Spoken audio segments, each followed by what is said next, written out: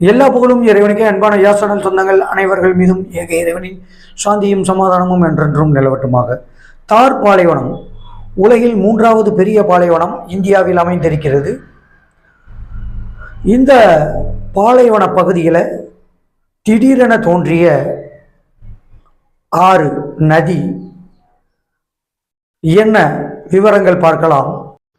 ராஜஸ்தான் மாநிலம் ஜெய்சாங் பகுதியைச் சேர்ந்த விக்ரம், இவருக்கு நீர் தேவைக்காக போர் போடும் பணிகள் நடைபெற்றது இவருக்கு சொந்தமான இடத்தில். அப்பொழுது திடீரென 800 அடி போர் தோண்டப்பட்ட நிலையில் திடீரென பூமிக்கடியில் இருந்து அதிக சத்தத்துடன் நீர் பீச்சி அடித்தது. இது அந்த போர் போடும் இயந்திரங்கள், லாரி எல்லாத்தையும் எடுக்க முடியாத அளவுக்கு வெள்ளம் போல் நீர் அங்கு பெருக்கெடுத்து ஓடியது. இதனால் விவசாய நிலங்களிலெல்லாம் தண்ணீர் சூழ்ந்தது.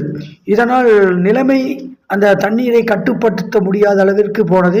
இது குறித்து அதிகாரிகளுக்கு தகவல் தெரிவிக்கப்பட்டது. அவர்கள் பார்வையிட்டு அந்த பகுதியை சுற்றி 500 அடி வரைக்கும் யாரும் வரக்கூடாது, மனிதர்களோ கால்நடைகளோ அந்த இடத்திற்கு வரக்கூடாது, ஏனென்றால் நீரின் அளவு அதிகரித்து கொண்டே போகிறது என்று கூறி தடுப்புகளை ஏற்படுத்தினார்கள். அது மட்டுமல்லாமல் போலீசார்களும் அந்த பகுதியில் அதிக அளவில் குவிக்கப்பட்டு பொதுமக்கள் அந்த இடத்துக்கு செல்லாத அளவுக்கு பாதுகாத்து வருகிறார்கள்.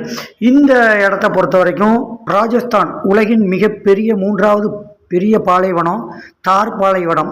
இதன் பெயர் தார் பாலைவனம் என்பார்கள். 2 லட்சம் நிலப்பரப்பு, பாலைவன நிலப்பரப்பை கொண்டது.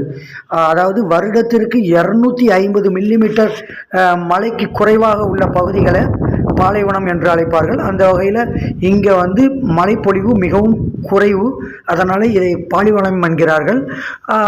இந்த இதில் 85% நிலம் இந்தியாவில் இருக்குது, 15% பாகிஸ்தானில் இருக்குது. இதுலேயும் அதிகமான 60% பாலைவனம் ராஜஸ்தானில் தான் இருக்குது. அந்த இடத்துல தான் இந்த நீர் வந்திருக்குது. இந்துக்களை பொறுத்த வரைக்கும் இது சரஸ்வதி நதி அப்படின்னு சொல்கிறாங்க. ஏன்னா சரஸ்வதி நதி இந்தியாவில் தோன்றி மறைஞ்சதற்கான ஒரு அவங்க நம்பிக்கையின்படி சொல்கிறாங்க. ஆய்வுகளின்படி அது இருந்ததாக தெரியவில்லை. இஸ்லாத்தின் அடிப்படையில் 1400 வருஷத்துக்கு முன்னாடி முகமது நபி என்ன சொல்லியிருக்காங்கன்னா, பாலைவனங்கள் சோலைவனமாகும் அப்படின்னு சொல்லியிருக்காங்க.